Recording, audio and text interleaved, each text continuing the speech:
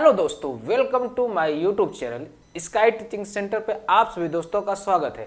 चलिए, हम लोगों ने सीटेट के लिए जो प्रीवियस ईयर का क्वेश्चन था उसको सॉल्व करना स्टार्ट किया था, जिसमें हम लोगों ने कल 2018 का सॉल्व किए थे सेट। आज हम उसके आगे 2019 जो दिसंबर में पेपर हुआ था 2019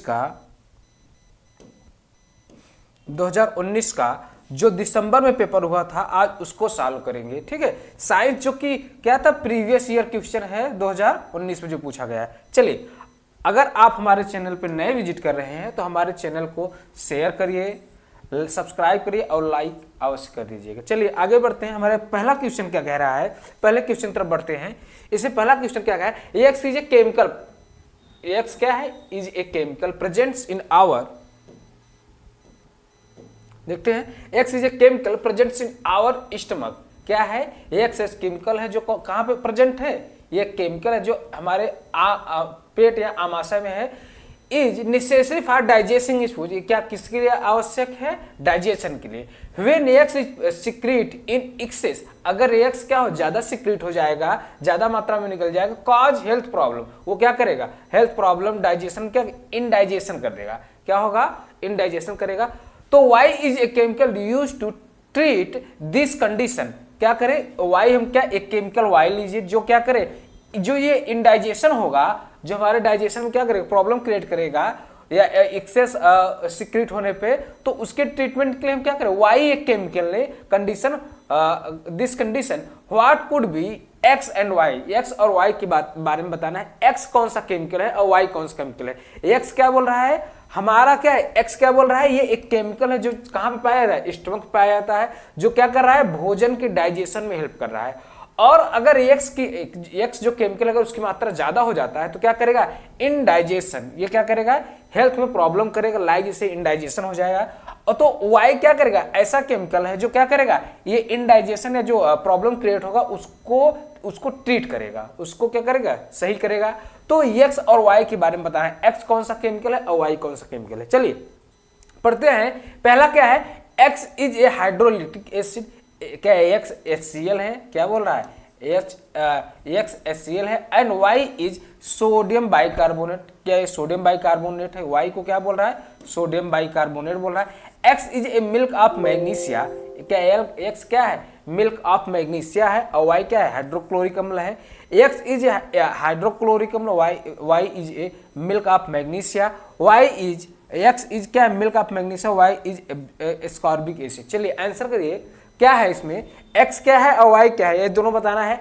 एक्स क्या है, एक्स जो है ये क्या है, देखिए हमारे डाइजेशन में हम क्या करते हैं, हमारे स्टमक में HCl पाया जाता है। ठीक है, एक्स तो क्लियर हो गया। अब वाई को बताना है, वाई क्या है, वाई क्या करेगा, जो डाइजेशन या इनडाइजेशन होगा उसको सही करेगा। तो हम उसको क्या बोलते हैं, मिल्क ऑफ मैग्नीशिया, क्या बोलते हैं, मिल्क ऑफ मैग्नीशिया या मैग्नीशियम हाइड्रोक्साइड बोलते हैं। क्या बोलते हैं, मैग्नीशियम हाइड्रोक्साइड, मैग्नीशियम हाइड्रोक्साइड, इसको हम लोग क्या बोलते हैं, मिल्क ऑफ मैग्नीशिया। ठीक है, इसको क्या बोलते हैं, मिल्क ऑफ मैग्नीशिया बोलते हैं, जो क्या करता है, एंटा एसिड का काम करता है। मतलब हमारे स्टमक में अगर HCl ज्यादा हो जाएगा तो क्या करेगा, इसको एसिडिक अम्लीयता को कम करने के लिए क्या सिक्रीट होता है, ये मिल्क ऑफ मैग्नीशिया, जो क्या होता है, वाटर में सॉल्युबल होता है, वाटर में घुलने के बाद ये क्या होता है, मिल्क की तरह इसका कलर हो जाता है। कैसा हो जाता है, मिल्क का तरह। तो इसको हम लोग क्या बोलते हैं, मिल्क ऑफ मैग्नीशिया। कल इससे रिलेटेड कुछ क्वेश्चन कल बताया गया था। ठीक है, चलिए आगे बढ़ते हैं। ये हो जाएगा, कौन हो जाएगा, हमारा तीसरा नंबर का ऑप्शन क्या हो जाएगा, सही हो जाएगा। एक्स क्या है, हाइड्रोक्लोरिक अम्ल है, और वाई क्या है, मिल्क ऑफ मैग्नीशिया, या हम क्या बोल सकते हैं, मिल्क ऑफ मैग्नीशियम हाइड्रोक्साइड बोल सकते हैं। चलिए अगले क्वेश्चन की तरफ बढ़ते हैं। हमारा अगला क्वेश्चन क्या कह रहा है, चलिए दूसरा क्वेश्चन पढ़ते, in which of the following process bacteria is not use, इसमें से कौन सा ऐसा प्रोसेस जिसमें हम लोग क्या करते हैं, बैक्टीरिया का यूज नहीं करते हैं। चलिए, क्या फॉर्मेशन ऑफ कर्ड, क्या दही को बनाने में हम बैक्टीरिया का यूज नहीं करते हैं। क्या बेकिंग ऑफ ब्रेड, क्या ब्रेड को बनाने में हम बैक्टीरिया का यूज नहीं करते। Fermentation of sugar cane juice, क्या शुगर कैन के जूस को क्या फर्मेंटेशन करने में बैक्टीरिया यूज नहीं करते हैं। क्या नाइट्रोजन फिक्सेशन। चलिए आंसर करिए, इन चारों ऑप्शन में से किस में हम बैक्टीरिया का यूज नहीं करते, ये पूछ रहा है। दही बनाने में हम क्या करते हैं, लैक्टोबैसिलस का यूज करते हैं, लैब जिसको बोला जाता है, क्या बोला जाता है, लैब बोला जाता है, लैक्टोबैसिलस एसिड बैक्टीरिया का यूज करते हैं। डबल रोटी में हम क्या करते हैं, ईस्ट का यूज करते हैं। किसका यूज करते हैं, ईस्ट, जिसको हम लोग सैक्रोमाइसिस सेरेविसी बोलते हैं। डबल रोटी जो ईस्ट होता है इसको हम लोग बेकिंग ईस्ट भी बोलते हैं, बेकिंग ईस्ट भी बोलते हैं। और बेवरेज में भी क्या करते हैं, क्या हुआ, अच्छा, बेकिंग ईस्ट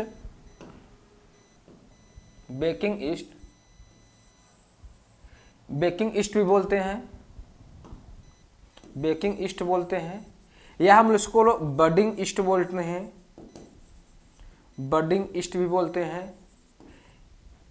और हम उसको देखिए बेकर ईस्ट भी बेकरी ईस्ट भी बोलते हैं, ठीक है। और बेवरी ईस्ट भी बोलते हैं। देखिए ये जो ईस्ट होता है ये एक क्या है, ये हमारा एक फंजाई है। क्या है, फंजाई है, बैक्टीरिया नहीं है, क्या है, फंजाई है। जो क्या करता है, ये डबल रोटी बनाने में यूज करते हैं किसको, सैक्रोमाइसिस सेरेविसिया ईस्ट का। और हमारा जो अल्कोहल होता है या बियर होता है उसको में भी क्या करते हैं, हम फंजाई का यूज करते हैं, जो ईस्ट होता है इसका यूज करते हैं। गन्ने का रस फर्मेंटेशन में हम क्या करते हैं, बैक्टीरिया का यूज करते हैं। फर्मेंटेशन में क्या करते हैं, एनरोबिक बैक्टीरिया का यूज करते हैं, जो क्या करता है, बिना ऑक्सीजन का क्या करेगा, नाइट्रोजन इसका जूस में क्या फर्मेंटेशन करता है। और नाइट्रोजन फिक्सेशन में भी क्या करते हैं, हम बहुत सारे नाइट्रोजन फिक्सिंग बैक्टीरिया का यूज करते हैं, ठीक है। नाइट्रोजन फिक्सेशन में तो हमारा ये कौन हो जाएगा, ये बी नंबर का ऑप्शन सही हो जाएगा। जो क्या है, जो ईस्ट है ये एक फंजाई है, बैक्टीरिया नहीं है। तो इसमें क्या पूछा गया था, कौन सा बैक्टीरिया द्वारा नहीं होता है, तो बैक्टीरिया द्वारा नहीं होता है, किसके द्वारा होता है, फंजाई द्वारा। चलिए आगे बढ़ते हैं। अगला क्वेश्चन क्या कह रहा है, तीसरा नंबर, निम्नलिखित में से कौन अन्य से भिन्न है, क्या है, विच of the following is different from the rest. इसमें से कौन भिन्न है, क्या डिफॉरेस्टेशन है, क्या डिफॉरेस्टेशन है, डिजर्टिफिकेशन है, इरोजन है, कंजर्वेशन है। देखिए डिजर्टिफिकेशन, इरोजन, कंजर्वेशन, ये सब क्या है, ये नेचुरल हैबिटाट को क्या करता है, नुकसान पहुंचाता है। जैसे देखिए हम ये डिफॉरेस्टेशन मतलब क्या होता है, वन का कटाई, वन का क्या करें, फॉरेस्ट था उसको क्या करें, रिमूव कर दें, तो ये भी क्या है, हमारे नेचर को क्या करेगा, नुकसान पहुंचाता है। मरुस्थलीकरण, अभी तक नॉर्मल हमारा जमीन था, कहीं का फील्ड है वो नॉर्मल है, और वहां पे क्या होगा, अब डिजर्ट बन गया है, मतलब वहां पे हम कुछ उगा नहीं सकते, जहाँ वाटर की लॉस हो जाए या वहां मिट्टी क्या हो जाए, उसमें से फर्टिलिटी समाप्त हो जाए, उसको डिजर्ट हो जाएगा। और इरोजन का मतलब क्या होता है, इरोजन का मतलब अभी यहाँ पे कोई मिट्टी है और धीरे धीरे वो क्या हो रहा है, कट करके वहां से मिट्टी क्या दूसरी जगह बह के चला जाएगा, तो हम लोग उसको इरोजन बोलते हैं। मिट्टी धूल के रूप में भी उड़ सकता है। तो इरोजन में क्या होगा, ये जो सॉइल्स होते हैं उनका लॉस होता है।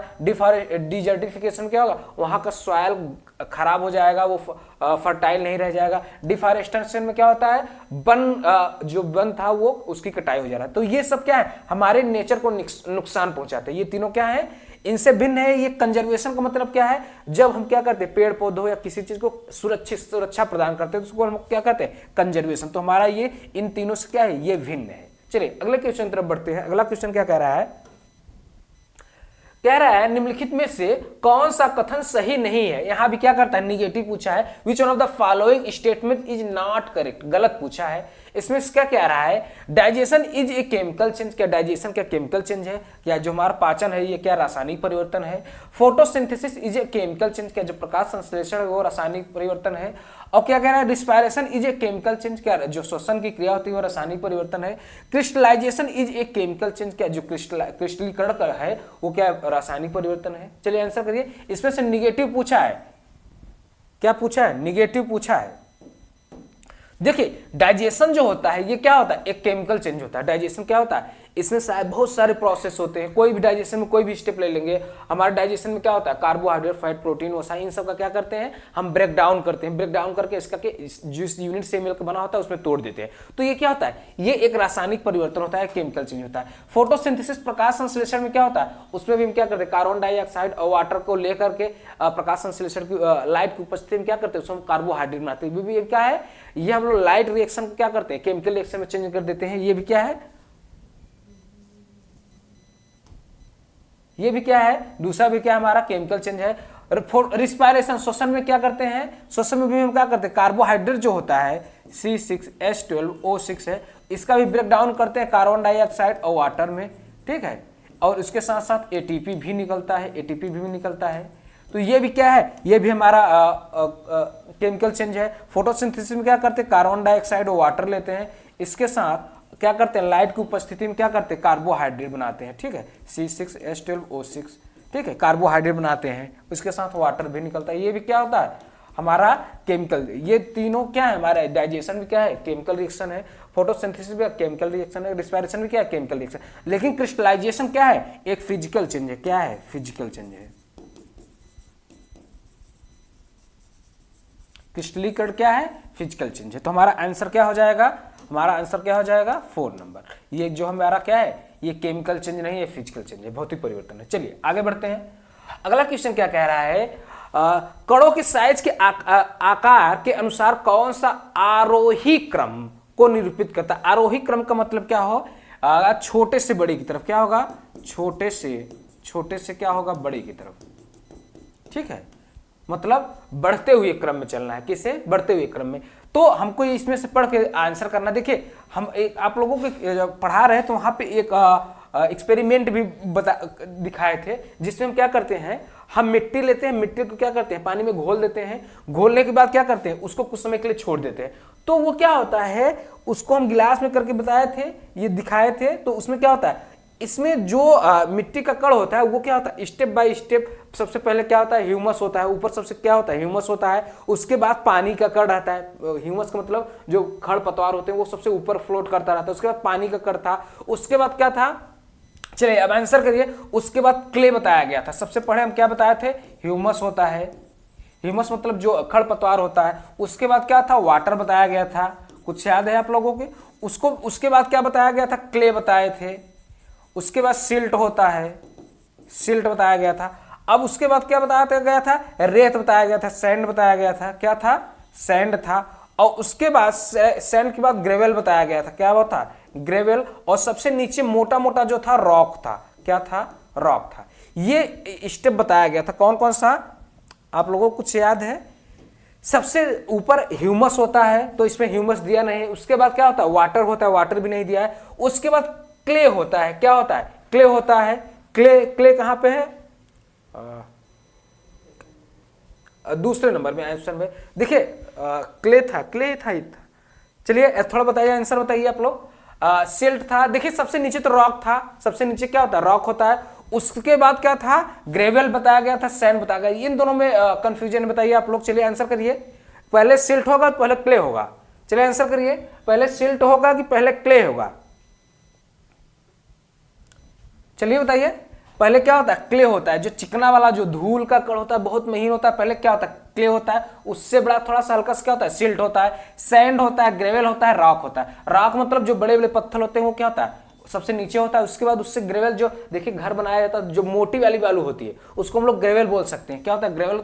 सैंड थोड़ा उससे क्या होता है, छोटा होता है। सिल्ट और छोटा होता है। क्ले क्या होता है, एकदम पाउडर रूप में होता है। तो क्या होगा, अगर हम क्या करें, अगर हम मिट्टी लेके आए और मिट्टी में सब कुछ मिला हो, उसको घोल बना के हम ग्लास में रख दें, ट्रांसपेरेंट ग्लास लीजिए, उसमें कुछ समय के लिए छोड़ देंगे, तो ऊपर क्या होगा, जो खड़पतवार या ह्यूमस होगा वो ऊपर रहेगा, वो वाटर के ऊपर फ्लैट करता रहेगा। उसके बाद क्या होगा, क्ले होगा। उसके बाद जो मिट्टी होगा बहुत महीन होगा, पानी के नीचे सबसे महीन वाला। उसके बाद सिल्ट, सैंड, क्ले, ग्रेवल और हमारा रॉक सबसे नीचे होगा। चलिए ये हमारा आंसर कौन सा हो जाएगा, आंसर नंबर क्या हो जाएगा, ये सेकंड वाला। चलिए आगे बढ़ते हैं। अगला क्वेश्चन क्या कह रहा है, मछली में क्लोम गिल्स का कार्य क्या होता है। जो मछली होता है, मछली में जो गिल्स होते हैं, गिल्स का कार्य क्या होता है, वायु से ऑक्सीजन ग्रहण करना। वो तो पानी में होता है, तो वायु से कहां से ऑक्सीजन ग्रहण करेगा, क्या ऐसा करेगा, ऑक्सीजन को एयर से अडॉप्ट कर सकता है, नहीं करेगा, क्योंकि वो क्या होता है, पानी में है। तो जल में उपस्थित पोषक को अवशोषित करता है। क्या जो गिल्स होता है पोषक को अवशोषित करने के लिए होता है। जल में उपस्थित बिले मतलब घुलनशील ऑक्सीजन को अवशोषित करके, जल में जो ऑक्सीजन घुला रहता है उसके लिए पाया जाता है कौन, गिल्स। जल में अपशिष्टों को उत्सर्जित करने, क्या उसके शरीर में जो अपशिष्ट बन रहा है क्या उसको बाहर निकालने के लिए क्या ऐसा होता है। चलिए बताइए क्या होगा, function of gills in fish. Fish में क्या होगा, जो गिल्स पाया जाता है वो क्या करता है, जो पानी में ऑक्सीजन घुला रहता है उसको क्या करता है, उसको अवशोषित एब्जॉर्ब करता है, उसको क्या करता है, एब्जॉर्ब करता है।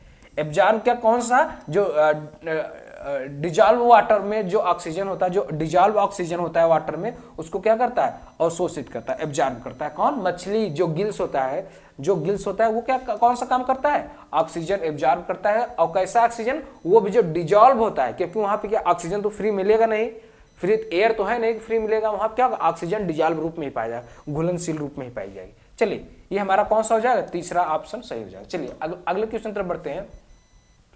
यदि संयोजक तार नहीं है, अगर हमारे पास संयोजक तार नहीं है, कोई तार नहीं है, तो विद्युत परिपथ को पूरा करने के लिए निम्नलिखित में से किसका उपयोग किया जाएगा। ये कह रहा है, मान लीजिए हम एक बल्ब यहाँ पे लगा देते हैं और हम विद्युत परिपथ बनाना चाहते हैं, ठीक है, ये हमारा बैटरी लगा है, ठीक है, ये हमारा बैटरी लगा है। अगर हम इसको जलाना चाहते हैं और हमारे पास ये तार नहीं है तो हम कैसे जलाएंगे।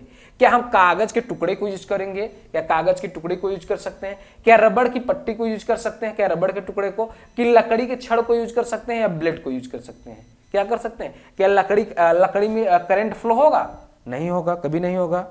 क्या होगा, लकड़ी में फ्लो होगा, इसमें भी नहीं। रबड़ में करंट फ्लो होता है, नहीं होता है। कागज में नहीं होगा। तो हम क्या करते हैं, ब्लेड को यूज कर सकते हैं, ब्लेड को या छड़ को हम क्या कर सकते हैं, या रॉड को, या ब्लेड क्या होगा, हमारा मेटल्स होता है, मेटल का बना होता है, मेटल होगा, जिसमें क्या होगा, ये कंडक्टर का काम करता है, कंडक्टर का काम करेगा, ठीक है, जिसमें क्या होगा, आराम से क्या होगा, विद्युत फ्लो करेगा, या इसमें क्या होगा, इसमें करंट फ्लो करेगा। जो कंडक्टर होगा, हम कर सकते हैं, हमारा बल्ब है, यहाँ से एक ब्लेड यहाँ पे लगा दे और एक बैटरी से जोड़ दें और एक ब्लेड यहाँ से लगा दें और हमारा बल्ब क्या हो जाए, ऑन हो जाएगा। ठीक है, समझ में आ गया। हम ये इसमें कौन सा ऑप्शन हो जाएगा सही, चौथा नंबर। ठीक, चलिए अगले क्वेश्चन तरफ बढ़ते हैं। अगला क्वेश्चन क्या कह रहा है, मंजुला समतल दर्पण में अपने प्रतिबिंब का प्रक्षेपण कर रही है। क्या कर रही है मंजुला, क्या कर रही है, एक समतल दर्पण के सामने खड़ी है। मंजुला है, वो समतल दर्पण है, कैसा दर्पण है, समतल दर्पण, उसके सामने खड़ी है, वो अपना प्रक्षेपण, उसी दर्पण से दूरी 5 मीटर है, उसी दर्पण से क्या उसकी वो क्या है 5 मीटर की दूरी पर खड़ी है। कौन, मंजुला। वह दर्पण की ओर 1 मीटर चलती, वो क्या है इस समय क्या है 5 मीटर पे खड़ी है, ये क्या है 5 मीटर है। वो अब क्या करी, 1 मीटर क्या रहे दर्पण की तरफ मूव कर गई, दर्पण की तरफ चली। अब उसकी और दर्पण में बने उसके बीच प्रतिबिंब की दूरी। अब ये क्या पूछ रहा है, जो इसकी प्रतिबिंब बनेगी, पीछे प्रतिबिंब बनेगी, पीछे इसकी प्रतिबिंब बनेगी, तो वो पूछ रहा है कि यहां से और यहां तक की बीच की दूरी क्या होगी। जो प्रतिबिंब बन रहा है और जो उसका वो खड़ा है, दर्पण और प्रतिबिंब के बीच की दूरी पूछ रही है। तो उसमें बताना है उसकी और दर्पण में बने प्रतिबिंब, ये दर्पण में ये प्रतिबिंब बनेगा और उसकी दूरी की बीच की दूरी पूछ रही। तो देखिए 1 मीटर इधर आया, तो अब क्या होगा, दर्पण से क्या होगा 4 मीटर दूरी बचेगी। अब क्या होगा 4 मीटर। और समतल दर्पण है, ये कौन सा दर्पण है, समतल दर्पण में क्या होता है, जितनी दूर पे हम खड़े होंगे उतनी ही दूर पे क्या होगी, हमारा चित्र बनेगा, लेकिन वास्तविक नहीं बनेगी। कैसा बनेगा, वर्चुअल बनेगी, आभासी बनेगी। कैसे बनेगी, आभासी बनेगी। और सेम जितना साइज ये होगा, जितना साइज हमारे ऑब्जेक्ट का होगा, जो साइज उसी साइज का बनेगा और उतनी ही दूरी पे बनेगा, क्योंकि ये कैसा दर्पण है, समतल दर्पण है। कैसा दर्पण है, समतल दर्पण। ये 4 मीटर अगर यहाँ दूरी है तो क्या होगा, इसके ठीक आगे क्या होगा 4 मीटर इधर भी हो जाएगा, तो 4 क्या होगा 8 मीटर। क्या होगा 8 मीटर। तो टोटल दूरी कितना हो जाएगा 8 मीटर। तो हमारा क्या हो जाएगा, ये तीसरा नंबर का क्या है ऑप्शन सही हो जाएगा। चलिए आगे की तरफ बढ़ते हैं। अगला क्वेश्चन क्या कह रहा है, कोई लोलक 3 सेकंड में 30 दोलन कंप्लीट करते। क्या है, एक लोलक है, एक लोलक है, वो क्या कर रही है 3 सेकंड में, टी बराबर कितना दिया 3 सेकंड। 3 सेकंड में क्या कर रहा है 30 लोलक, ऑक्सीलेशन कितना दिया है 30। ठीक है, अब बताइए अब आंसर को चुनना है हमको। इसमें क्या आंसर चुनना है, इसका आवर्तकाल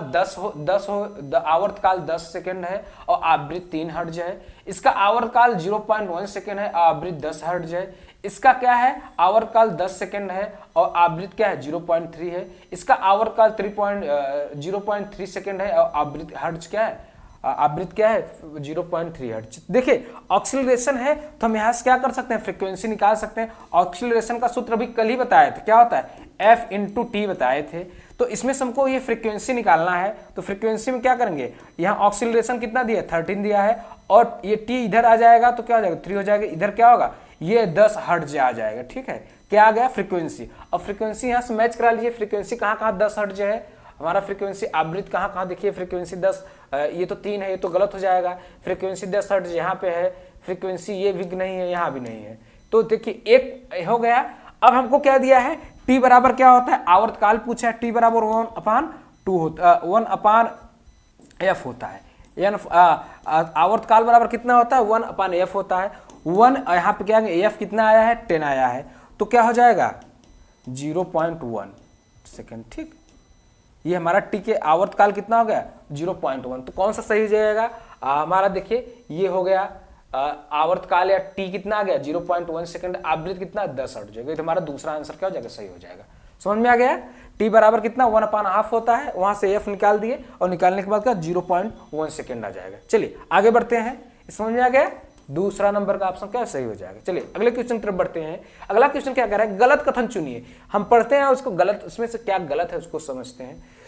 नीचे कह रहा है the friction force on an object moving through a fluid depends on its shape. क्या कह रहा है, किसी तरल में गति करते किसी पिंड पर घर्षण बल उसकी आकृति पर निर्भर करता है। जी हाँ, अगर क्या हो रहा है किसी तरल में है तो वहां पे क्या होगा, घर्षण वहां पे भी काम करेगा, क्योंकि हम तरल में अगर मूव कर रहे हैं तो क्या करेगा, वो हमको रोकने का प्रयास करेगा। तो अगर ऑब्जेक्ट ज्यादा बड़ा होगा तो क्या होगा, वो बहुत धीरे से, अगर ऑब्जेक्ट छोटा होगा तो उसको घर्षण कम रोक पाएगा और वो तेजी से मूव करेगा। सही बात है, ये आकृति पर निर्भर करता है, चाहे तरल हो चाहे यहाँ पे अगर क्या होगा कोई मीडियम होगा तो क्या करेगा, घर्षण होगा तो रोकेगा, तो वो ये तो बात सही है। लोटनी घर्षण सर्पिली घर्षण से कम होते हैं। लोटनी घर्षण मतलब ये लोटनी घर्षण है जो क्या होता है ऐसे से मूव करता रहता है, और क्या होता है सर्पिल घर्षण से कम होता है। जी हाँ, लोटनी घर्षण क्या होता है, सर्पिल घर्षण मतलब कोई चीज मूव कर रहा है, ये हम कोई चीज घसीट रहे हैं, और ये घर्षण है लोटनी घर्षण। क्या होता है, लोटनी घर्षण सर्पिल घर्षण से कम होता है, इस पे फ्रिक्शन ज्यादा लगेगा, इस पे फ्रिक्शन कम। जैसे समझिए एक चक्का है, चक्का क्या होता है ऐसे से मूव करता है, उस पे फ्रिक्शन कम लगता है। अब किसी चीज को हम खींच रहे हैं या हम चल रहे हैं जमीन पे तो उसको क्या होता है, फ्रिक्शन ज्यादा लगता है, ये भी बात सही है।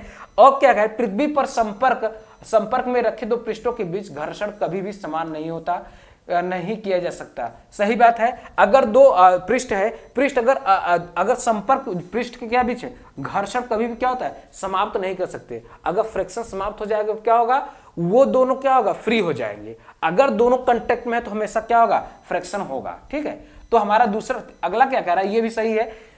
बाल बेयरिंग का उपयोग मशीन के भागों के बीच घर्षण में वृद्धि नहीं करता। हम किसी भी बाल बेयरिंग को मतलब समझिए, हम बेयरिंग जो लगाते हैं किसी भी ऑब्जेक्ट में, चाहे फैन हो चाहे कहीं भी हो, हम क्यों लगाते हैं कि वहां पे घर्षण ज्यादा हो जाए, वो रुक के चले कि वो फ्री हो जाए। जैसे फैन में लगा रहता है बेयरिंग, यहाँ पे बेयरिंग लिया है ना, कोई भी बेयरिंग कहीं भी लगा हो तो वो क्या करता है, फ्रिक्शन को कम करता है, फ्रिक्शन को बढ़ाता नहीं, वृद्धि नहीं करता। फ्रिक्शन वृद्धि का मतलब ये हुआ कि वो रोकने का प्रयास करता, ताकि हम अगर बेयरिंग कहीं पे लगाते हैं तो क्या करते हैं, किसी चीज को फ्री करने के लिए लगाते हैं। ठीक, यहाँ पे ये कम नहीं करता, ये बढ़ाता नहीं, ये क्या होता है कम होता है। तो यही हमारा क्या हो जाएगा, गलत हो जाएगा। तो गलत ये है, गलत पूछा भी है तो हमारा आंसर क्या हो जाएगा, यही सही हो जाएगा। चलिए आगे बढ़ जाते हैं। अगला क्वेश्चन क्या कह रहा है, निम्नलिखित में से कौन से कथन सत्य हैं। अब इसमें हमको ट्रू पूछा है। आयरन जिंक सल्फेट विलयन में जिंक को विस्थापित कर देता है। क्या ये पूछ रहा है, क्या आयरन जिंक जो है, आयरन को है जो जिंक सल्फेट को क्या जिंक से विस्थापित कर देगा। क्या जिंक है कॉपर सल्फेट को विलयन में विस्थापित कर देगा। क्या जो कॉपर है आयरन सल्फेट को विलयन में क्या कर विस्थापित करेगा। चलिए आंसर करिए। देखिए ये रिएक्टिविटी ऑर्डर का क्वेश्चन है, किसका है, रिएक्टिविटी ऑर्डर का है क्वेश्चन, और यहां से एक क्वेश्चन जरूर पूछा जाता है, यहां से एक क्वेश्चन हर साल यहां से रिएक्टिविटी ऑर्डर से हमेशा पूछा जाता है।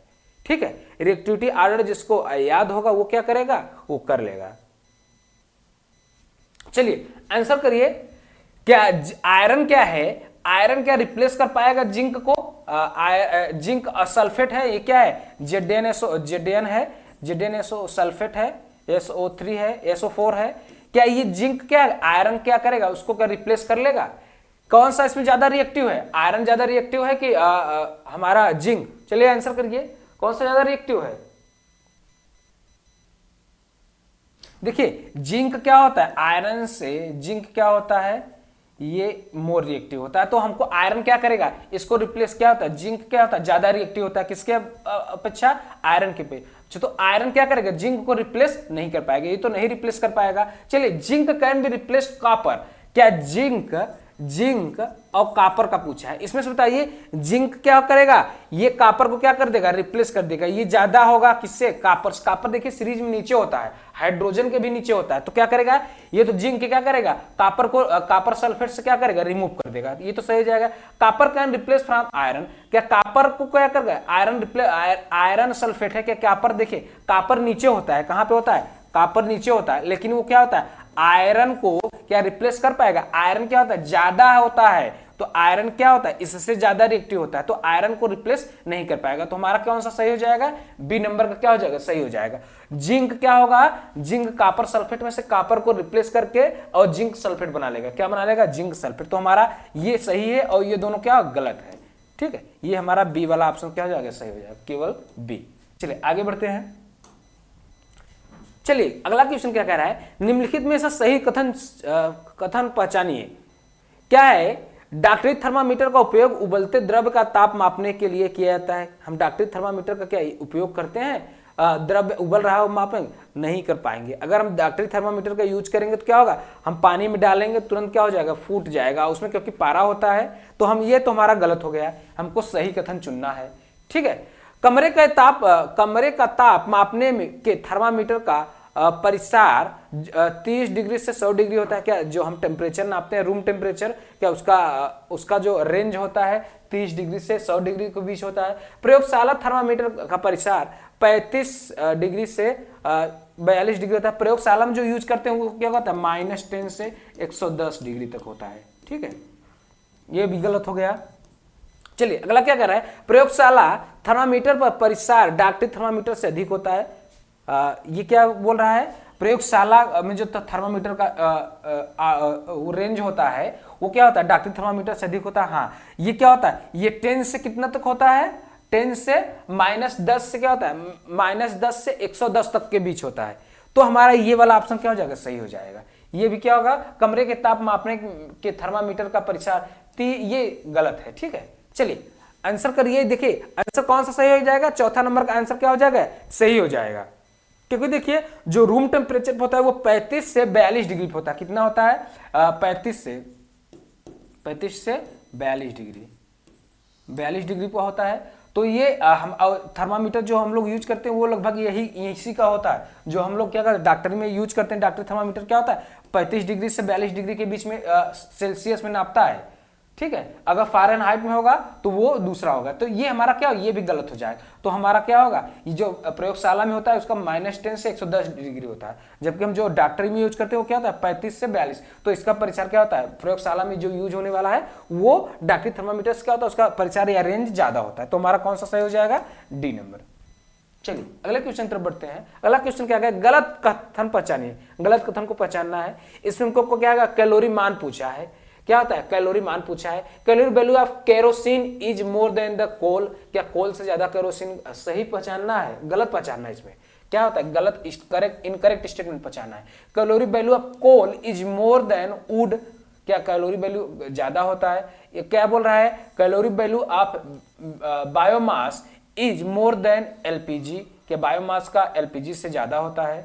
अगला क्या कह रहा है, calorie value of CNG is more than the diesel, क्या डीजल से ज्यादा सीएनजी। देखिए सबसे ज्यादा हम देखिए आप लोगों को कैलोरी वैल्यू कुछ याद हो तो सबसे ज्यादा हाइड्रोजन का होता है, उसके बाद किसका होता है, एलपीजी का बताया गया, तो उसके बाद किसका बताया गया, सीएनजी का बताया गया था, उसके बाद मीथेन का बताया गया था, कुछ याद है, मीथेन का बताया गया था, उसके बाद डीजल, पेट्रोल और केरोसिन का बताया गया था, और उसके बाद क्या था, उसके बाद हम कोल, उसके बाद डीजल पेट्रोल के पहले ही हम किसको बताए थे, बायोगैस को बताए थे। बायोगैस के बाद हम डीजल पेट्रोल के बाद हम किसको बताते, कोल को बताते। कोल के बाद क्या करते, लकड़ी को बताए थे। लकड़ी के बाद हम क्या करते, एनिमल डंग, गोबर को बताए थे। इन सब का कैलोरी वैल्यू सबसे कम किसका होता है, वुड का होता है। तो ये जो कोल होता है केरोसिन से क्या होता है, सही बात, ज्यादा होता है। केरोसिन का कैलोरी वैल्यू क्या होता है, ज्यादा होता है केरोसिन से, ये तो सही है। और coal is more than wood, coal का क्या होता है, कैलोरी वैल्यू ज्यादा होता है लकड़ी से, ये भी सही है। देखिए बायोगैस है, देखिए क्या कह रहा है, कैलोरी वैल्यू अब बायोगैस इज मोर। इसमें क्या होता है, बायोगैस कहाँ आता है, यहाँ पे आता है सीएनजी। अब मेथेन के बाद यहाँ पे क्या होता है, बायोगैस आता है। तो बायो एलपीजी क्या होता है, ये ज्यादा होता है। ये हमारा क्या गलत हो जाएगा। और ये क्या कह रहा है, सीएनजी इज क्या होता है, सीएनजी ज्यादा होता है डीजल से। सीएनजी क्या होता है, इसके बाद डीजल, पेट्रोल और मिट्टी का तेल, केरोसिन आता है। तो हमारा क्या होगा, चौथा नंबर का ऑप्शन क्या हो जाएगा, गलत है। तो गलत ही पूछा है, तो हमारा 4 नंबर का ऑप्शन क्या हो जाएगा, सही हो जाएगा। चलिए आगे बढ़ते हैं। कैलोरी वैल्यू से रिएक्टिविटी ऑर्डर से एक क्वेश्चन जरूर पूछता है, हर बार किसी न किसी तरह से जरूर पूछता है, ठीक है। चलिए ये क्या बोल रहा है, ये क्वेश्चन पढ़िए। कोई बस अपनी यात्रा के पहले 12 मिनट 50 किलोमीटर पर आवर की चाल से चलता है, अगले 18 मिनट वो 40 किलोमीटर की। तो इस समय की अवधि में कुल कितनी दूरी तय करता है, टोटल डिस्टेंस पूछ रहा है। क्या बोल रहा है, टोटल डिस्टेंस। अब टोटल डिस्टेंस पूछ रहा है, यहां पे क्या क्या दिया है, टाइम दिया है और क्या दिया है, स्पीड दिया है। तो हम दूरी को कैसे निकालेंगे, डिस्टेंस कैसे निकालेंगे, पहले कितना चला है, डिस्टेंस बराबर क्या होगा, डिस्टेंस बराबर क्या हो जाएगा, हम पहले क्या करेंगे, यहाँ पे ये स्पीड ले लेंगे, स्पीड इंटू टी। और देखिए यहाँ पे ये देखिए, ये मिनट दिया है, यहाँ पे हावर दिया है, वो मिनट दिया है। तो हम स्पीड को सबसे पहले लिख लेंगे, 50 दिया है, और टी कितना दिया है, 12 दिया है। और इसको क्या करेंगे, हावर में चेंज कर लेंगे, घंटे में चेंज कर लेंगे। अब देखिए 12 पंचे 60 हो जाएगा। ये क्या होगा वैल्यू, 600/60 आ जाएगा। ये कट जाएगा, ये 10 आ जाएगा, ठीक है। ये क्या होगा, 10 आ गया। फिर अगले समय में क्या बोल रहा है, फिर 18 मिनट और 40 मिनट दिया है। फिर हम क्या करेंगे, और जो दूसरी बार डिस्टेंस लिया गया है वो डिस्टेंस निकालेंगे। वो क्या करेंगे, अब यहाँ पे क्या 40 दिया है, 40 इंटू क्या करेंगे, ये भी मिनट में दिया है, 18/60 कर लेंगे। अब 12 18 कितना हो जाएगा, 18 चौक 72, 720/60 हो जाएगा। अब इसको काट लेंगे, अब 12 छंग 72, 12 12 में कट जाएगा, ठीक है, 12 आ जाएगा। कितना आ गया, 12 आ गया। हम क्या करेंगे, इसमें टोटल डिस्टेंस पूछा है, टोटल डिस्टेंस दोनों को जोड़ देंगे, क्या हो जाएगा, D1 और D2 को जोड़ लेंगे। ये हमारा D1 इसको मान लीजिए, वो D2 मान लीजिए। तो हम क्या करेंगे, 10 और 12 को जोड़ लेंगे तो कितना आ जाएगा, 22 आ जाएगा। तो हमारा क्या होगा, 22 किलोमीटर क्या होगा, आंसर सही हो जाएगा। चलिए आगे बढ़ते हैं। चलिए अगला क्या कह रहा है, निम्नलिखित में से गलत कथन को पहचानिए। सबसे पहले नेगेटिव, ये इनकरेक्ट पूछा है, इसको पहले अंडरलाइन कर लीजिए। पृथ्वी अपनी अक्ष पर गति, आवर्त गति है। चलिए आंसर करिए, क्या कह रहा है, क्या पृथ्वी जो अपनी अक्ष पे गति कर रहा है, क्या आवर्त गति है। प्रकाश की गति सरल रेखी गति है। सितार के कर्षित तार की गति दोलन गति है। क्या सभी आवृत्ति गतियां वर्तुल या वृत्ताकार गतियां होती है। चलिए आंसर करिए। देखिए पृथ्वी की जो अपने अक्ष पे गति है वो तो आवर्त गति होती है। ये क्या होता है, पीरियाडिक मोशन होता है। क्या होता है, कुछ क्योंकि पूरा जो 24 घंटे में एक चक्कर लगा लेती है, एक चक्कर अपना कंप्लीट कर लेती है, तो अर्थ, तो ये क्या है, पीरियाडिक मोशन है। इसका क्या होता है, अपने समय में एक चक्कर कंप्लीट कर लेती है, तो पीरियाडिक मोशन, ये तो सही है। Motion of light is rectilinear motion. ये क्या, जो हमारा प्रकाश होती है सरल रेखी होती है, हाँ ये सरल होती है। ये भी क्या होती है, सरल रेक्टिलिनियर मोशन होता है। सितारे के कर्षित तार की गति दोलन गति, जो सितार बजाया जाता है, उसका तार जो होता है बजाने पे क्या होता है, क्या वो ऑक्सिलरेटरी मोशन करता है। हाँ देखिए, हम सितार जब बजाते हैं तो उसकी जो स्ट्रिंग होती है ऐसे ऐसे मोशन करती है, ठीक है। तो ये क्या ऑक्सिलरेटरी मोशन है। लेकिन सभी पीरियाडिक मोशन क्या है, वृत्ताकार गति नहीं करती है। ये वाला बात क्या गलत है। सभी जितनी भी सभी आवर्त गति होती है वो वृत्ताकार गति नहीं, सर्कुलर मोशन नहीं करती। जितने पीरियाडिक मोशन होती है सभी पीरियाडिक मोशन होते हैं। क्या सभी देखिए, ये हो गया पीरियाडिक मोशन। ये क्या करता है, ये क्या पूरा सर्किल कंप्लीट कर रहा है, सर्कुलर मोशन कर रहा है, नहीं। बहुत सारे तो सर्कुलर मोशन करते हैं, लेकिन क्या होता है, पीरियाडिक मोशन बहुत सारे क्या होता है, सर्कुलर मोशन नहीं करते। जैसे लोलक हो गया, पेंडुलम जिसको बोलते हैं, ठीक है। तो हमारा कौन सा सही हो जाएगा। चौथा नंबर का क्या गलत पूछा है, गलत का भाई गलत हो जाएगा। ठीक है, चलिए अगला क्वेश्चन की तरफ बढ़ते हैं। अगला क्वेश्चन क्या कह रहा है, समतल दर्पण में बनने वाले प्रतिबिंबों के संबंध में नीचे दिए गए कौन से कथन सत्य हैं। अब समतल दर्पण के बारे में पूछा है। समतल दर्पण का कॉन्सेप्ट समझ लीजिए। प्रतिबिंब सीधा बनता है, समतल दर्पण है, इसमें प्रतिबिंब क्या होगा, सबसे पहले जितना बड़ा ऑब्जेक्ट होगा सेम टू सेम ऑब्जेक्ट के बराबर बनेगा। क्या होगा, ऑब्जेक्ट के बराबर, और सीधा बनेगा। कैसा होगा, सीधा बनेगा। और क्या होगा, रियल नहीं, वास्तविक नहीं बनेगा। ये क्या होगा, आभासी बनेगा, आभासी बनेगा, वर्चुअल, क्या वर्चुअल बनेगा। और क्या होगा, जितना ऑब्जेक्ट होगा, ऑब्जेक्ट और इमेज क्या होगी, बराबर होंगे। और जितनी दूर पे ऑब्जेक्ट होगा उतनी ही दूर पे क्या होगा, प्रतिबिंब बनेगा। जितनी दूर पे ऑब्जेक्ट होगा उतनी ही दूर पे, क्योंकि ये क्या सिंपल दर्पण है।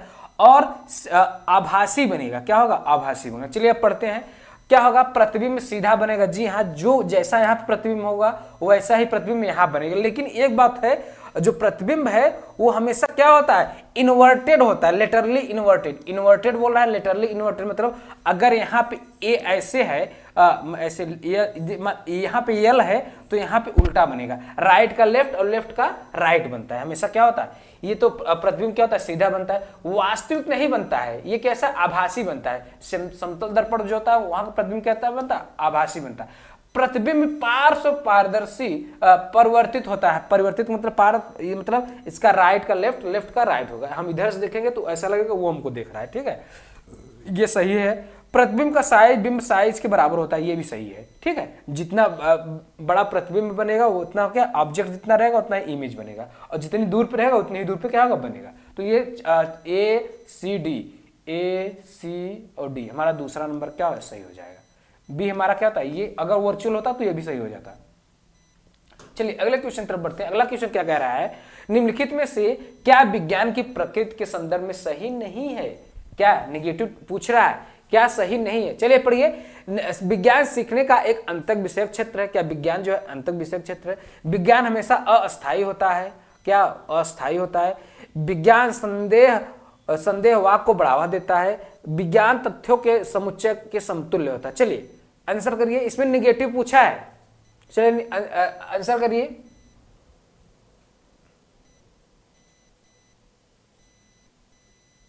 निगेटिव पूछा है, चलिए आंसर करिए।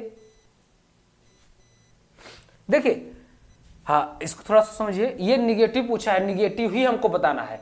विज्ञान क्या था, सीखने का अंतः विषय क्षेत्र। अंतः विषय मतलब हम जो साइंस पढ़ते हैं क्या करते हैं, एक दूसरे से क्या करते हैं, कोरिलेट, इंटरडिसिप्लिनरी मतलब क्या, कोरिलेट करके पढ़ते हैं। ये हमेशा अस्थायी होता है, हाँ अस्थायी नहीं होता, क्योंकि क्या होता है, ये फ्लेक्सिबल होता है। ये क्या होता है, फ्लेक्सिबल होता है। फ्लेक्सिबल होता है तो क्या होगा, चेंज होता रहेगा। अस्थायी रिजिड नहीं होता, क्या होता है, रिजिड नहीं होता है, रिजिड नहीं होता है। ये क्या होता है, अस्थायी फ्लेक्सिबल होता है, तो ये क्या हमेशा चेंज होता रहता है। तो ये दोनों सही हो गए।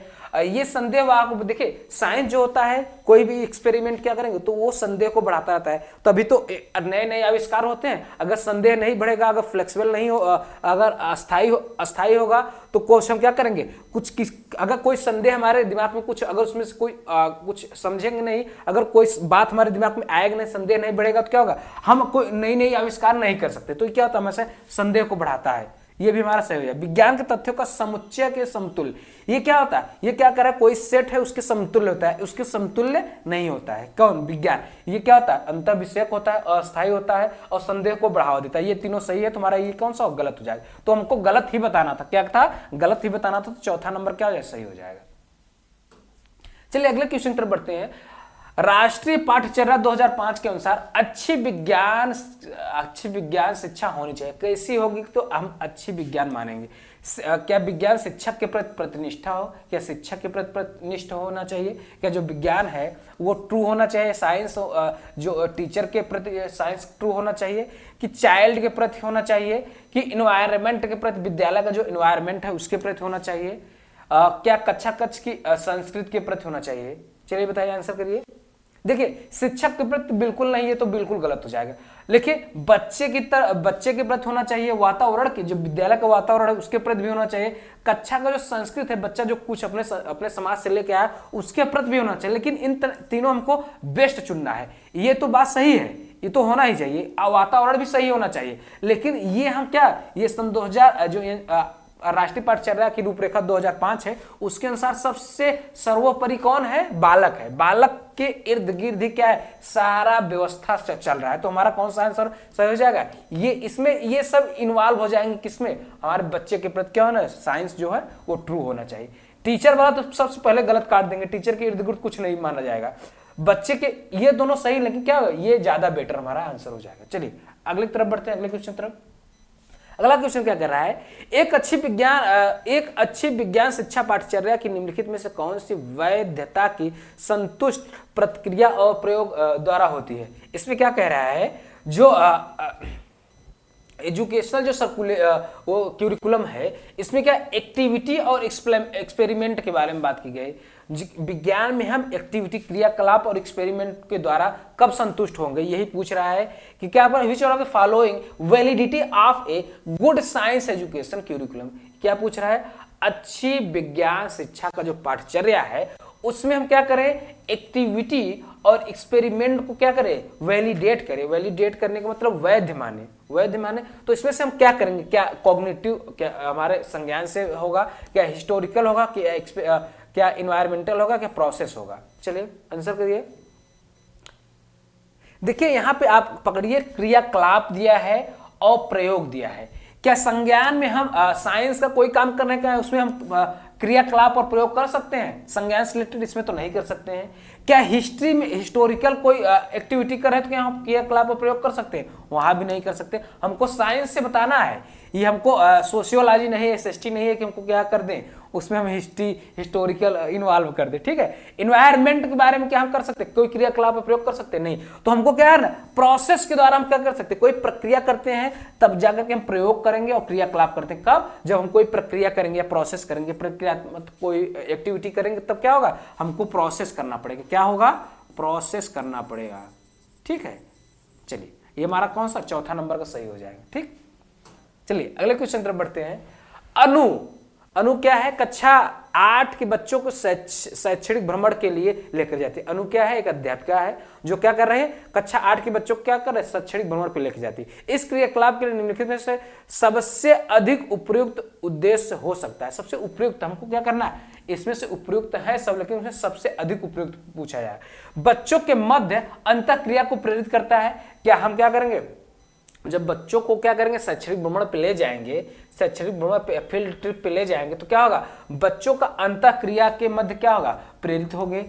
बच्चों के मध्य अंतःक्रिया को प्रेरित करेंगे। क्या, अगर वहां पे जाएगा तो क्या बच्चा करेगा, वहां वास्तविक उसके सामने जो भी होगा सब उसके सामने होगा, तो क्या करेगा, वो अंतःक्रिया करेगा बच्चा जो उसके साथ होगा। ठीक है, तो ये हमारा सही हो जाएगा। अगला क्या कह रहा है, ये ठोस अनुभवों के द्वारा प्रक्रिया कौशल को बढ़ाएगा। हाँ, बाहर जाने पे बच्चा क्या करेगा, वो क्या करेगा, प्रैक्टिकल करके देखेगा, तो क्या होगा, उसके कौशलों में क्या होगा, विकास होगा। क्योंकि वहां जो भी अगर फील्ड ट्रिप पे जाएगा तो क्या होगा, कोई भी वस्तु उसके सामने होगा, वो उसको क्या करेगा, वो अपने ठोस वस्तु के सामने होगा तो क्या करेगा, वो उसको देखेगा, समझेगा, परखेगा, उसके कौशलों का क्या होगा, विकास होगा। यह बच्चों के अवलोकन कौशल को बढ़ाता है। हाँ, वो ऑब्जर्वेशन को क्या करेगा, स्किल को बढ़ाएगा। कोई चीज देखेगा, पहचानेगा, तो उसको ऑब्जर्वेशन को क्या करेगा, इसको स्किल को बढ़ा देगा। वह शिक्षक और कक्षा की एक लय को तोड़ देगा। क्या वो शिक्षक अभी तक जो कक्षा में अगर फील्ड ट्रिप ले जा रहा है, मैडम ले जा रही हैं, तो क्या होगा, जो अभी क्लास में रिदम था वो टूट जाएगा। और क्या होगा, शिक्षक और कक्षा दोनों का क्या होगा, रिदम टूट जाएगा, लय टूट जाएगा। क्या ऐसा होगा, ऐसा नहीं होगा। ठीक है, बच्चे का रिदम टूटेगा कहां से, वो जा रहा है तो वो स्कूल के माध्यम से ही जा रहा है, तो क्या करेगा बच्चा, क्या करेगा, कुछ ना कुछ सीख रहा है, तो रिदम कहाँ टूटेगा, वो और अच्छा एक्टिविटी करने लगेगा। तो हमारा क्या होगा, डी वाला गलत हो जाएगा। तो डी जहां है गलत कर दीजिए, ए बी सी ये हमारा पहला ही क्या हो जाएगा, सही हो जाएगा। चलिए अगले क्वेश्चन की तरफ बढ़ते हैं। अगला क्वेश्चन क्या कह रहा है, निम्नलिखित में से क्या उच्च प्राथमिक स्तर पर, मिडिल लेवल पूछ रहा है, पर विज्ञान के उद्देश्य नहीं होना चाहिए। मिडिल लेवल में कौन सा उच्च प्राथमिक स्तर पर विज्ञान शिक्षा का उद्देश्य नहीं होना चाहिए, साइंस का उद्देश्य नहीं होना चाहिए। बच्चों की प्राकृतिक जिज्ञासा का पोषण करना, जीवन के प्रति झुकाव और सहभागिता के मूल्यों का विकास करना, वैज्ञानिक स्वभाव का विकास करना या अवधारणाओं को पाठ्य पुस्तकी परिभाषाओं पर बल देना। ये देखिए यहाँ पर निगेटिव टैग वर्ड दिया गया है। क्या परिभाषाओं पे हम उसके अवधारणाओं पे बल देते हैं? कभी नहीं करना चाहिए, ठीक है। कभी भी परिभाषा और किसी पे बल, पाठ्य पुस्तक पे बल, देखिए यहाँ पे यहाँ पे पाठ्य पुस्तक की जो है पाठ्य पुस्तक, उसकी परिभाषा पे बल नहीं देना चाहिए, ये तो गलत हो गया। ये हमारा वैज्ञानिक स्वभाव का विकास करना चाहिए, तो सही है। जीवन के प्रति झुकाव और सहभागिता, जब बच्चा क्या करेगा, उच्च प्राथमिक क्या करेगा, अपने सहयोगियों के साथ, उनके जो पीयर्स होते हैं, उनके जो साथी होते हैं, उनके साथ क्या करता है, उनके प्रति क्या होगा, वो बच्चा क्या करेगा, एक दूसरे से कोरिलेट करके क्या करता है, सीखता रहता है, तो उसका विकास होगा, ठीक है। वो प्रकृति में जिज्ञासा का पोषण करता है, प्रकृति के द्वारा भी क्या करता है, बच्चा सीखता रहता है। ये साइंस का ये क्या है, तो हमको निगेटिव पूछा है, निगेटिव में निगेटिव क्या है, ये सही हो जाएगा। चौथा नंबर हमारा का सही हो जाएगा। चलिए अगले क्वेश्चन तरफ बढ़ते हैं। अगला क्वेश्चन क्या कह रहा है, निम्नलिखित में से क्या बच्चों में समालोचनात्मक चिंतन को बढ़ावा दे सकता है? इसमें से क्या पूछा है, क्रिटिकल थिंकिंग। क्रिटिकल थिंकिंग को कौन सा इसमें से ऑप्शन ऐसा है जो क्रिटिकल थिंकिंग को क्या करेगा, बढ़ावा देगा? बच्चों में कक्षा में विज्ञान की पाठ्य पुस्तक को पढ़ने के लिए कहना, क्या बच्चों में हम क्या करेंगे, पाठ्य पुस्तक को पढ़ने के लिए कह देंगे तो क्या होगा, क्या क्रिटिकल थिंकिंग। क्रिटिकल थिंकिंग का मतलब क्या होगा, बच्चा कुछ न कुछ उसके दिमाग में क्या ब्रेन स्टॉर्मिंग होना चाहिए, वो क्या करे, उसके दिमाग में कोई ना कोई तूफान उठे और वो बच्चा क्या करे, बहुत सारी बातों को क्या करे, अपने माइंड में संज्ञान में लाए, तो बच्चा क्या करेगा, तब उसके अंदर समालोचनात्मक डेवलपमेंट होगा, चिंतन बढ़ेगी। क्या अगर बच्चा क्या करेगा, पाठ्य पुस्तक पढ़ेगा तो ये क्रिटिकल थिंकिंग बढ़ेगा? ऐसा तो नहीं होगा। बच्चों को पाठ्य पुस्तक के अंत में दिए गए अधिगम विस्तारण को पढ़ाने के लिए कहना। जो बच्चा के पाठ्य पुस्तक के अंत में दिया गया अधिगम विस्तारण, मतलब उसका जो समरी दिया गया का, उसको पढ़ने से क्या होगा, उसका उसमें क्या होगा, क्रिटिकल थिंकिंग हो जाएगा, ऐसा होगा। बच्चों को समूह में आपस में चर्चा करना और उसके उपरांत बच्चे के बड़े समूह में साझा करने के लिए कहना। शिक्षक के द्वारा प्रयोग का प्रदर्शन करना। चलिए आंसर करिए। शिक्षक के द्वारा, शिक्षक आ गया, अगर यहाँ पे बच्चा होता तो ये सही होता, लेकिन यहाँ पे शिक्षक है तो ये तो पहले गलत हो जाएगा, ठीक है। यहाँ पे देखिए, ये तो हमारा पाठ्य पुस्तक को पढ़ने के लिए कहने से इसको कोई मतलब नहीं है। बच्चों को अगर हम लास्ट का जो समरी है उसको पढ़ने के लिए कह दें तो क्या बच्चा का क्रिटिकल थिंकिंग बढ़ेगा? ऐसा भी कुछ नहीं है। तो बच्चों को हम क्या करें, बच्चे को आपस में चर्चा कराएं। ढेर सारे बच्चे बैठे हैं, बड़े बड़े ग्रुप बना दें और उन ग्रुप में बच्चों के एजुकेशन या उसका ग्रुप ऐसा बनाए कि उसमें हर तरह के बच्चे हों। ये नहीं कि हम उसको संस्कृत के आधार पे ग्रुप बनाएं या उसको जो उसका एजुकेशनल लेवल है उसके आधार पे, ऐसा ग्रुप नहीं बनाएंगे। ऐसा ग्रुप बनाएंगे, बड़े बड़े ग्रुप बनाएंगे, उसमें हर क्वालिटी के बच्चे होंगे, दिव्यांग बच्चे होंगे,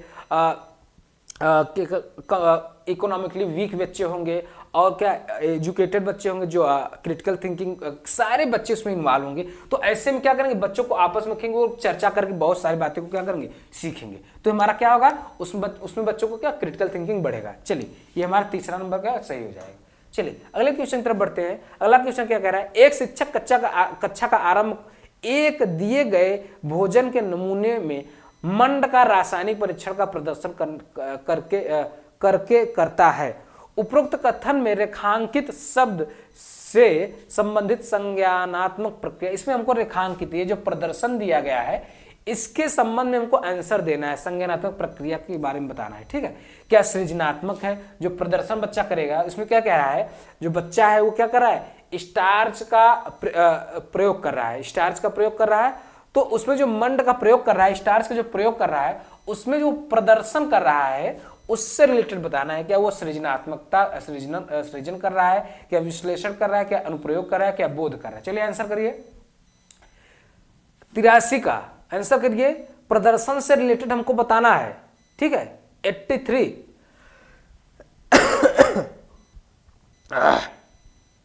चलिए बताइए 83। देखिए ये जो स्टार्च है, ये बच्चा क्या कर रहा है, एक्सपेरिमेंट कर रहा है, अनुप्रयोग कर रहा है, अप्लाई कर रहा है। क्या कर रहा है, अनुप्रयोग कर रहा है, एक्सपेरिमेंट कर रहा है, अप्लाई कर रहा है। सृजनता क्रिएटिंग कोई मतलब एनालिसिस विश्लेषण भी नहीं कर रहा है। बच्चा क्या कर रहा है, स्टार्च का क्या कर रहा है, वो एक के प्रदर्शन कर रहा है। स्टार्च का क्या कर रहा है, वो परीक्षण कर रहा है, तो उसका प्रदर्शन कर रहा है, तो वो क्या कर रहा है, अनुप्रयोग या अप्लाई कर रहा है, ठीक है। बोध भी नहीं कर रहा है, बोध विश्लेषण भी नहीं कर रहा है, अंडरस्टैंडिंग भी नहीं कर रहा है, एनालिसिस इसमें क्या कर रहा है, अप्लाई कर रहा है, क्योंकि वो क्या कर रहा है, प्रैक्टिकल कर रहा है, परीक्षण कर रहा है, उसका प्रदर्शन कर रहा है। ठीक है, चलिए अगले क्वेश्चन की तरफ बढ़ते हैं। निम्नलिखित में से कौन सी गतिविधि बच्चों में सक्रिय अधिगम का प्रावधान नहीं करेगी?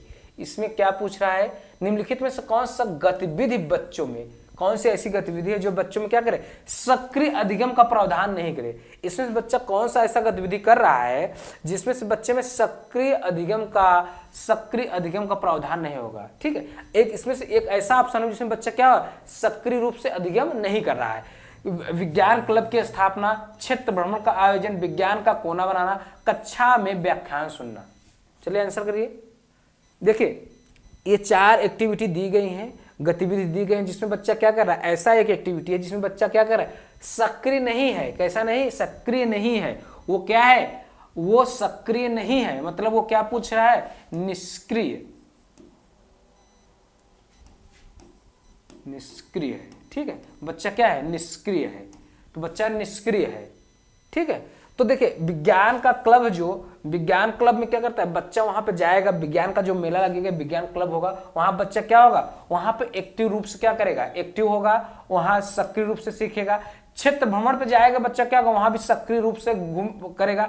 विज्ञान का कोना, जो विज्ञान साइंस का जो मेला लगेगा, वहां पे भी क्या करेगा, बच्चा क्या करेगा, एक्टिव रूप से सीखेगा। लेकिन बच्चा अगर कक्षा में क्या होगा, व्याख्यान हो रहा है, तो व्याख्यान बच्चा क्या करेगा, शांति सुनेगा और टीचर क्या करेगा, व्याख्यान देके चला जाएगा, तो बच्चा क्या होगा, यहाँ पे निष्क्रिय होगा। जबकि हमको बताना क्या है, सक्रिय, लेकिन यहाँ पे हमको सक्रिय नहीं बताना, निष्क्रिय ही बताना था, तो ये हमारा निष्क्रिय का निष्क्रिय हो जाएगा, चौथा सही हो जाएगा। चलिए अगले क्वेश्चन तरफ बढ़ते हैं। निम्नलिखित में से किसके द्वारा सीखने में कमी का पता लगाया जाता है? चलिए आंसर करिए। अवधारणा मानचित्र, वर्णन अभिलेखन, पोर्टफोलियो, सत्र अंत उपलब्धि परीक्षण। चलिए आंसर करिए 85 का। इसमें क्या कह रहा है, learning gap of learner in science, क्या which of the following is use for finding of the learning gap of learner in science? क्या कॉन्सेप्ट मैपिंग है, क्या एनेक्डोल रिकॉर्ड है, क्या पोर्टफोलियो है, टर्म एंड अचीवमेंट टेस्ट है? चलिए इसमें से आंसर करिए, आंसर करिए। देखिए ये जो है, इसमें बच्चे का क्या कर रहा है, बच्चे का जो कमी लगाने का ये तरीका दिया गया है, कमी पता करने का जो तरीका दिया गया है, इसमें से हमको क्या करना है, कौन है जो सिखाने में क्या कमी का पता लगाता है, कौन सा है ऐसा है जो क्या करेगा, बच्चे में क्या कमी रह गया उसका पता लगाता है। देखिए पोर्टफोलियो में क्या करते हैं, बच्चों के जो भी बायोडाटा होता है उनका क्या करते हैं, सब कुछ उसमें क्या करते हैं, हम मेंशन करते हैं, निगेटिव भी पॉजिटिव भी, बच्चा जो गलत किया है जो सही किया है उसमें सारी एक्टिविटी क्या करते हैं, हम लिखते हैं। तो ये तो हमारे बच्चे में क्या कमी है उसका पता लग जाता है। वर्ड अभिलेखन में भी क्या करते हैं, उसका पूरा डाटा लिखा रहता है, बच्चा क्लास इतने था तो ये एक्टिविटी किया, तो उसके बाद ये आगे गया, तो उसका सारा पूरे क्लास के क्लास चलता है तो सारे वर्ड अभिलेख में क्या होता है, सारी एक्टिविटी को लिखा जाता है। अवधारणा मानचित्र में भी क्या होता है, बच्चे का कमी का पता लगाया जाता है। इन तीनों क्या होता है, बच्चे का कमी का पता लगा।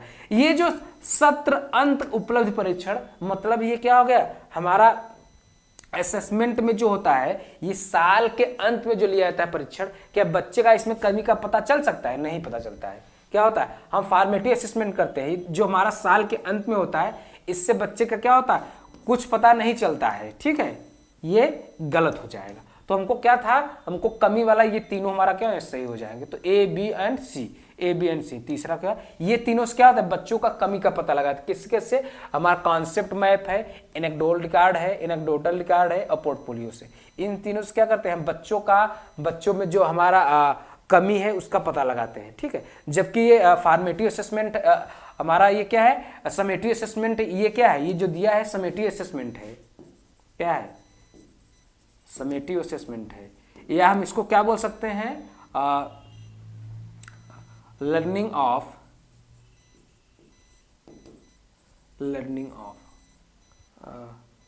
क्या बोलेंगे, लर्निंग, ये ऑफ है, ये फार के लिए नहीं है, ये ऑफ है। ठीक है, ये क्या है, ये समेटिव असेसमेंट मतलब जो एग्जाम के या हमारा जो छमाही परीक्षा होता है या जो वार्षिक परीक्षा होता है उसमें जो हम लोग करते हैं वो क्या होता है, हमारा समेटिव असेसमेंट होता है। उसमें क्या होता है, बच्चे का हम पूर्ण रूप से कमी का पता नहीं लगा सकते। तो हमारा ये तीनों क्या हो जाएगा, सही हो जाएगा।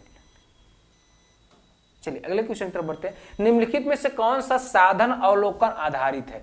कौन सा ऐसा साधन है जो क्या ऑब्जर्वेशन, कौन सा ऐसा टेक्निक है जो क्या ऑब्जर्वेशन होगा? इसमें क्या मौखिक परीक्षा है, लिखित परीक्षा है, कागज पेंसिल है, क्या वर्णन अभिलेख है? चलिए आंसर करिए। ऑब्जर्वेशन से रिलेटेड होना चाहिए, ऑब्जर्वेशन, अवलोकन। चलिए आंसर करिए। देखिए मौखिक परीक्षा में क्या करते हैं, मौखिक में क्या ऑब्जर्वेशन किया जाता है? मौखिक में हम कुछ पूछे और आप कुछ बता दिए, इसमें भी ऑब्जर्वेशन नहीं होता। क्या लिखित में ऑब्जर्वेशन होता है? कुछ नहीं, इसमें भी नहीं होता। कागज पेंसिल परीक्षण में क्या होता है, कागज पेंसिल परीक्षण में क्या होता है, ये भी क्या होता है, हमारा लिखित की ही परीक्षण का एक टाइप है। तो वर्ड अभिलेखन में क्या होता है, एनेक्डोटल रिकॉर्ड में क्या होता है, बच्चे का जितना भी एक्टिविटी, सारे एक्टिविटी को हम क्या करते हैं, ऑब्जर्व करके उसमें बच्चों को लिखते रहते हैं। बच्चा आज क्लास में कौन सा एक्टिविटी किया, वो उनका क्या होता है, सारे एक्टिविटी को क्या करता है, अवलोकन करके टीचर क्या करता है, वो एक अभिलेख बनाता है, उसमें से क्या करता है, लिखता रहता है एनेक्डोटल रिकॉर्ड में। ठीक है, चलिए ये हमारा कौन सा चौथा नंबर सही हो जाएगा। इसमें ऑब्जर्व करके बच्चे लिखते रहते हैं टीचर। चलिए अगले क्वेश्चन तरफ बढ़ते हैं। नीचे दिए गए कथनों में कौन सा कथन सही है? नीचे दिया गया कथन दिया गया, इसमें से कौन सा सही है? पश्मीना साल के बारे में बताया गया है। पश्मीना साल बकरी के बाल से बनता है, जी हाँ ये तो सही है। अंगोरा एक प्रकार की ऊन है जो खरगोश से प्राप्त होता है, ये भी सही है। ऊंट की ऊन कारपेट बनाने में उपयोग होता है, ये भी सही है। पश्मीना साल ऊन पश्मीना ऊन खरगोश से प्राप्त है, ये तो नहीं है। ये क्या होता है, पश्मीना साल में अंगोरा होता है, अंगोरा होता है जो क्या होता है, खरगोश से प्राप्त होता है। तो ये तीन सही है। कौन कौन सा? पश्मीना साल क्या होता है, बकरी से बनता है। अंगोरा क्या होता है, खरगोश से प्राप्त होता है। ऊंट जो है, हाँ ऊंट जो है, ऊंट का क्या होता है, ऊंट जो है ये कारपेट बनाने में यूज किया जाता है। लेकिन ये जो क्वेश्चन है 2019 का, इसमें बच्चों को क्या गया था, इसमें से बच्चों को सबको नंबर दिया गया था। ये क्या है, इसमें ये सब सिर्फ गलत है, लेकिन ये तीनों सही है। इसमें बच्चों को क्या किया गया था, सभी बच्चों को क्या किया था, नंबर सेम दिया गया था। ये तीनों क्या है, सही है। ये वाला क्या है, गलत है। चलिए अगले क्वेश्चन की तरफ बढ़ते हैं। अगला क्वेश्चन क्या गया, नीचे दिए गए लक्षण के आधार पर जंतुओं को पहचानिए। इसमें कुछ लक्षण दिए, कुछ कैरेक्टर दिए गए हैं और उसको पढ़ करके इसमें से किसकी ये कैरेक्टर है उसको पहचानना है। लंबा मेरुदंड है, ये क्या है, लंबा मेरुदंड है तो क्या है, वर्टिब्रेटा है। वर्टिब्रेटा का मेंबर है, वर्टिब्रेटा का मेंबर है। इसमें क्या है, एक रीढ़ है, बैकबोन पाया जा रहा है। इसमें बहुत सी मांसपेशियां बहुत सारे मांसपेशियां हैं, मसल्स हैं। आगे को धकेलने के लिए शरीर के अनेक वलय में मुड़ता है। क्या करता है, एक अनेक वलय बनाता है। समझिए ये एक वलय बन गया, बहुत सारे वलय बनाते हैं। ठीक है, चलिए बताइए क्या है, क्या सर्प है, केचुआ है, घोंगा है। केचुआ क्या आप लोग मार रहे होंगे, केचुआ कैसे नहीं होगा, इसमें क्या होता है, ये मेरुरज्जु नहीं पाई जाती है। केचुआ में क्या होता है, कोई भी कशेरुक नहीं पाई जाती है, रीढ़ नहीं पाई जाती, तो ये तो गलत है। इसमें वलय तो होता है, सेगमेंट तो होता है, सेगमेंट तो होता है। ये भी क्या होता है, आगे धकेल के शरीर को वलय बना के चलता है। ये क्या होता है, एक शरीर को क्या करता है, ऐसे सिकोड़ता है, फिर क्या करता है, आगे फैलता है। ये तो गलत है। घोंघे में क्या होता है, घोंघे में क्या होता है, ये नहीं पाया जाएगा। अंशुकृमि, ये क्या है, हुकवर्म, हुकवर्म में भी क्या होता है, ये नहीं पाया जाएगा। तुम्हारा क्या आंसर है, सर्प में। सर्प में क्या होता है, ये क्या होता है, हड्डी भी पाई जाती है, रीढ़ भी पाई जाती है, उसमें बहुत सारी मांसपेशियां होंगी और वो जो चलेगा क्या, बहुत सारे वलय बना के चलता है। क्या होता है, वलय ऐसे ऐसे ऐसे ऐसे ऐसे ऐसे वलय बना के चलते हैं। ठीक है, बहुत सारे वलय बना के चलते हैं। चलिए अगले क्वेश्चन तरफ बढ़ते हैं, तो कौन सा सर्प हो जाएगा। अगले क्वेश्चन तरफ बढ़ते हैं। नीचे दिया गया कौन सा कथन सही नहीं है, गलत चुनना है। इनकरेक्ट स्टेटमेंट, नॉट ट्रू, कौन सही नहीं है। सभी धमनियां ऑक्सीजन समृद्ध रक्त ले जाती हैं। क्या जितनी भी आर्टरीज होती हैं सब क्या करते हैं, ऑक्सीजन, जो ब्लड ले जाते हैं उसमें ऑक्सीजन होती है। सभी धमनियां ऑक्सीजन को हृदय से अन्य भाग तक ले जाते हैं। ये हमारा हृदय हो गया। अब क्या कर रहा है, जितने भी धमनियां होती हैं क्या वो जो हृदय से अन्य भाग तक लग जाती है, सही बात है, ये तो सही है। धमनियों की भित्ति मोटी होती है, इसकी जो भित्ति होती है वो क्या होती है, सिराओं की अपेक्षा क्या होती है, इसकी भित्तियां मोटी होती हैं, ये भी सही है। धमनिया की भित्तियां प्रत्यास्था या मतलब फ्लेक्सिबल होती हैं, क्या होती है, इलास्टिक, मतलब जैसे वो फ्लेक्सिबल होती है, उसमें क्या आवश्यकता पड़ने पे वो फैल जाती है, फिर सिकुड़ जाती है, फ्लेक्सिबल होती है, ये भी सही है। अब देखिए सभी धमनियां ऑक्सीजन समृद्ध ले जाती हैं। आपको याद होगा इसमें कुछ एक्सेप्शन भी है, एक्सेप्शन बताया गया था, जिसमें हम क्या बताए थे, पल्मोनरी आर्टरी। पल्मोनरी आर्टरी क्या होता है, ये ऑक्सीजनेटेड ब्लड नहीं ले जाता, ये क्या होता है, डीऑक्सीजनेटेड ब्लड क्या करता है, कैरी करता है। कौन, पल्मोनरी आर्टरी। जितनी भी आर्टरी होती हैं सब क्या करती हैं, ऑक्सीजन वाले लेके जाती है, लेकिन ये पल्मोनरी आर्टरी जो